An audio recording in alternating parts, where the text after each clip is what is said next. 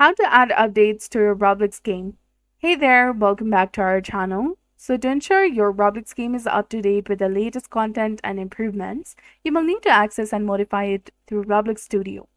So begin by launching the Roblox Studio on your computer. And once the application is opened, you can locate your game within the platform.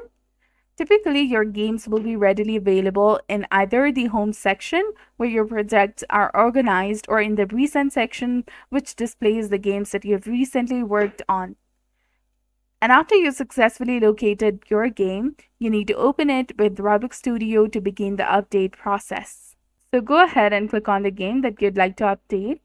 Once it is open, make the changes that you want. For example, you can add a road, tree, or water block according to your choice.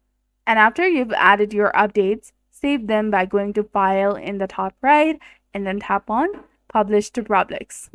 You will know that it's done when you see a notification in the bottom left corner that says Published New Changes to your game. And that's it. Your Roblox game is now updated. So that's it for this video. I hope you found it helpful. If you did, please like, share, and subscribe. Thanks for watching, and we'll see you again in the next one.